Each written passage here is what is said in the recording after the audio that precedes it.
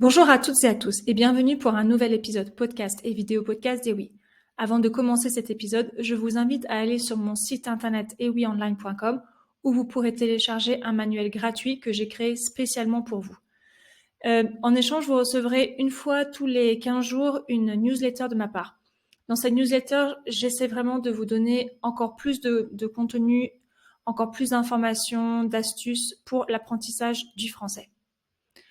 Dans ce nouvel épisode, je vais vous donner quelques règles fondamentales pour ne pas avoir de problème en France et pour mieux comprendre la société française. Donc, ce sont 10 astuces vraiment importantes, 10 choses vraiment à connaître pour mieux vous adapter si vous allez en vacances ou si vous pensez vivre en France. Alors, la première règle de vie, la première chose importante à connaître et à faire en France, c'est le bonjour, le merci et le au revoir. On est vraiment très à cheval sur ces trois principes. Être à cheval sur quelque chose, j'en avais déjà parlé dans un épisode précédent, être à cheval sur quelque chose, c'est quand quelque chose est très important pour nous. On parle en général de règles de politesse. Donc moi, je suis très à cheval sur le bonjour, le merci, le s'il te plaît ou le s'il vous plaît et le au revoir avec mon fils. En France, c'est vraiment très important. Comme j'en avais déjà parlé dans un épisode précédent aux États-Unis, beaucoup de personnes ne disent pas forcément bonjour. En France, c'est très important de dire bonjour. Il y avait une vie, bien sûr, avant le coronavirus. Avant le coronavirus, les gens se serraient la main, surtout entre hommes. Les gens se serraient la main ou se faisaient la bise.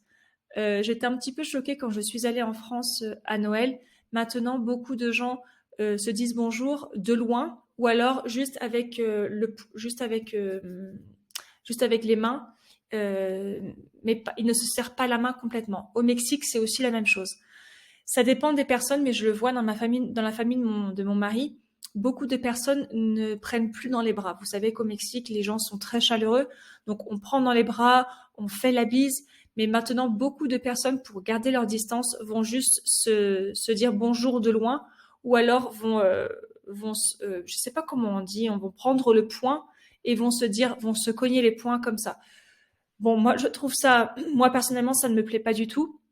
Je préfère les embrassades, etc. Mais je comprends qu'avec le coronavirus, les codes de la société, je ne sais pas s'ils vont changer vraiment pour toujours ou si c'est pour l'instant, parce qu'il y a encore le coronavirus est encore là. Et je pense que de toute façon, le coronavirus va devenir un virus saisonnier comme la grippe. Mais c'est vrai que ça a beaucoup changé les codes, de la société en France et je le vois aussi au Mexique. Donc le bonjour est fondamental. La deuxième règle fondamentale, utilisez toujours le conditionnel quand vous voulez demander quelque chose, quand vous posez une question ou quand vous achetez quelque chose. Vous allez à la boulangerie, vous allez dire je voudrais une baguette s'il vous plaît. Vous n'allez jamais dire je veux. Au Mexique, en espagnol, ils disent yo quiero, je veux. Non, en français, si vous dites ça, c'est un ordre et c'est très fort. On va très mal vous servir si vous venez et que vous dites je veux. Bien sûr que on va vous excuser si vous avez un accent étranger ou qu'on comprend que vous n'êtes pas français, vous êtes excusable. Mais je vous invite vraiment à utiliser le conditionnel. Je voudrais, s'il vous plaît, madame, monsieur. Par exemple, quand vous êtes aussi au restaurant, vous savez qu'au restaurant en France, on peut manger du pain comme on veut. Et vous pouvez dire au serveur, je pourrais avoir un peu plus de pain, s'il vous plaît. Je pourrais. Donc là, vous entendez, c'est aussi le conditionnel. Ensuite, le troisième principe, la troisième règle importante à connaître, beaucoup d'apprenants de français ne savent pas s'il faut vouvoyer ou s'il faut tutoyer. Ce sont les deux verbes. Vous voyez quand on dit vous à une personne, quand on s'adresse à une personne et qu'on lui dit vous. Le tutoyer, le tutoiement, c'est quand on dit tu à une personne. Là aussi, vous êtes excusable parce que vous êtes étranger, mais c'est quand même mieux d'apprendre les bons codes. En France, on est formel. Si on compare avec le Mexique, au Mexique, les gens vont tutoyer très rapidement. Moi, je reste quand même assez formelle et je préfère vouvoyer les personnes que je ne connais pas. En France, c'est la même chose. Vous allez vouvoyer quand vous allez au restaurant, quand vous prenez un taxi. Même si la personne est plus jeune que vous allez quand même la vouvoyer. C'est très important. Quand vous êtes dans une soirée avec des personnes que vous ne connaissez pas mais qui ont le même âge, surtout entre jeunes, vous allez directement tutoyer. Ne vous voyez pas, ce serait beaucoup trop formel. Si par exemple je vais en France avec mon mari et que je lui présente des amis à moi, on va tout de suite se tutoyer. Il n'y a aucun problème. Les personnes âgées, ça va être différent. Par exemple, je me rappelle ma grand-mère avec des personnes qu'elle a connues beaucoup plus tard, ou ma grand-mère qui est en maison de retraite, elle va vouvoyer les autres personnes, elle va vouvoyer les personnes de son âge parce que à cause de l'âge. Et quand vous commencez à connaître une personne et que vous sentez qu'il y a la confiance, vous allez demander est-ce qu'on peut se tutoyer? Ou alors vous pouvez dire est-ce qu'on peut se dire tu? Donc vous demandez avant. En général, bien sûr que la personne dit bien sûr, on peut se tutoyer. Mais si vous ne savez pas encore, si vous ne savez pas si vous devez continuer à vous voyer ou si vous sentez qu'il y a la confiance, vous demandez avant. Est-ce qu'on peut, voilà, donc vous dites on, est-ce qu'on peut se dire tu? Ou alors vous pouvez dire est-ce qu'on peut se tutoyer?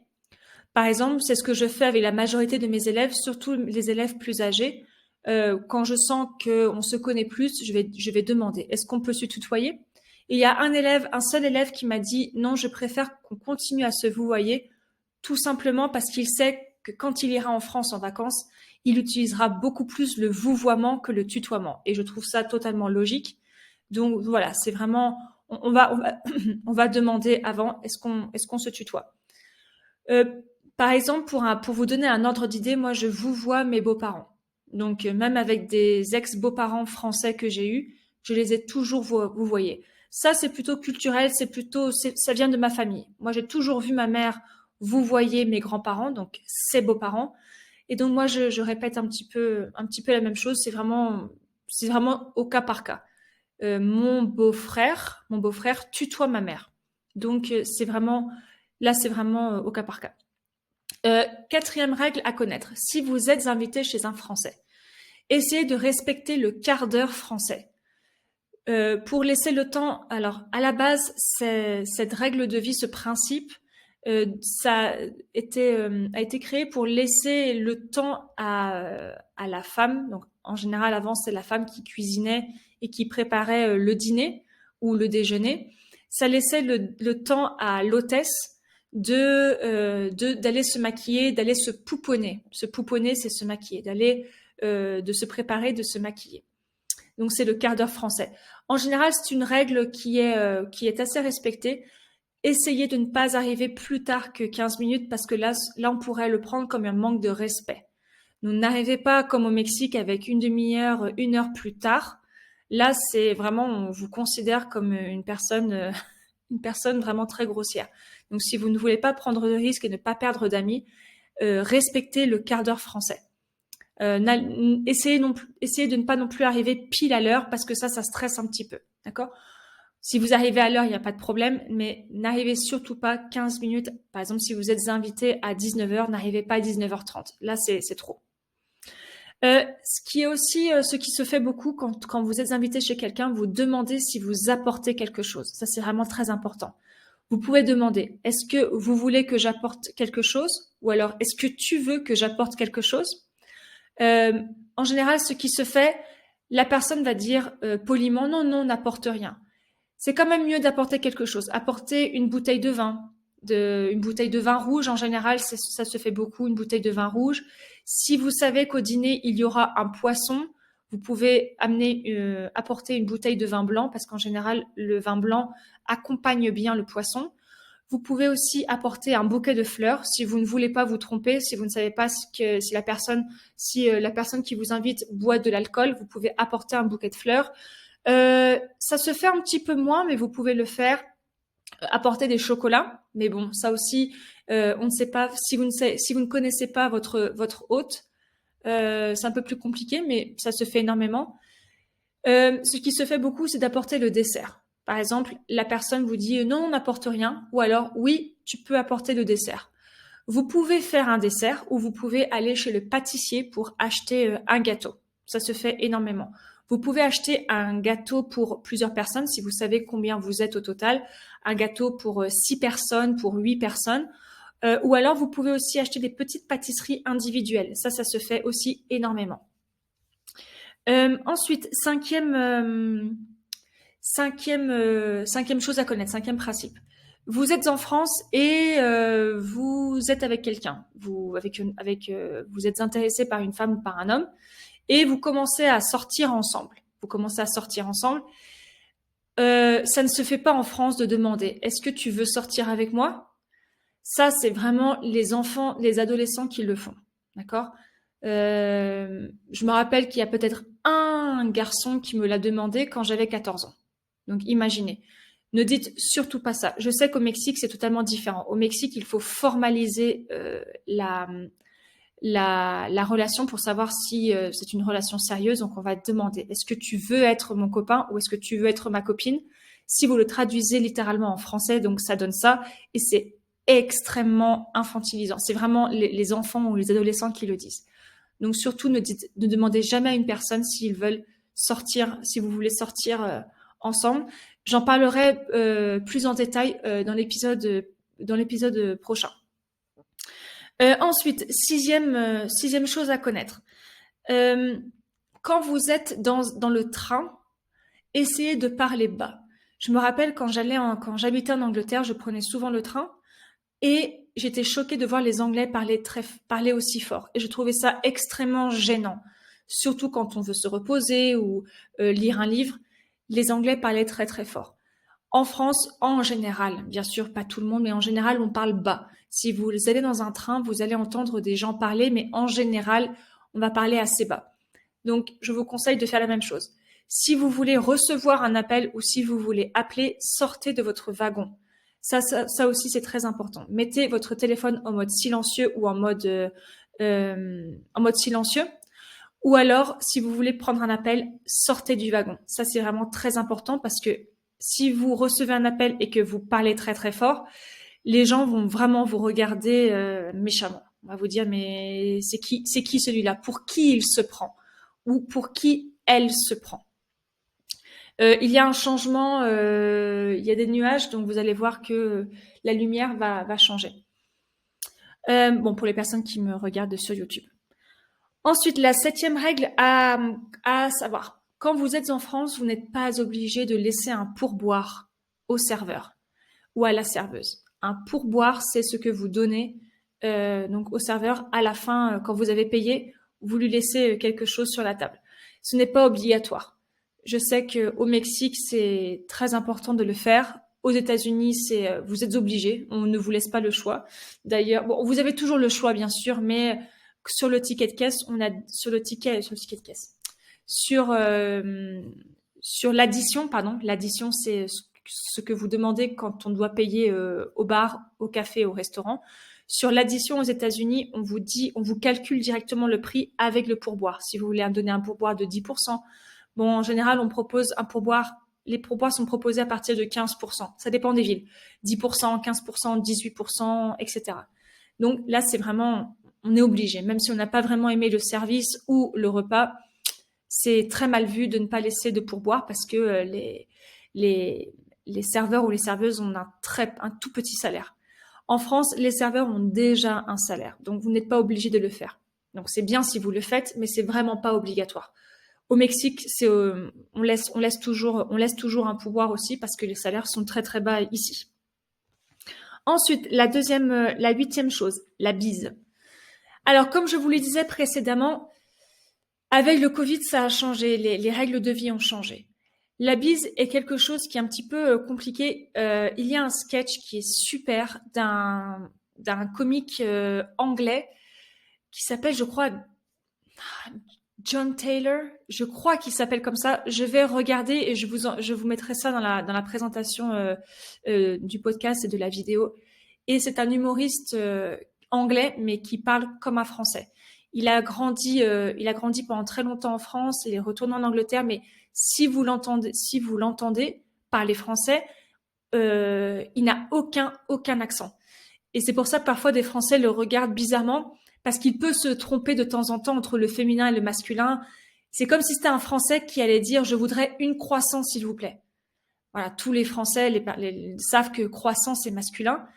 Et c'est vrai il est très très drôle. Il a fait un spectacle en entier. Je vous laisserai le lien dans la présentation sur les bizarreries des Français pour un Anglais. Et la bizarrerie, c'est la bise. Alors, on se fait combien de bises?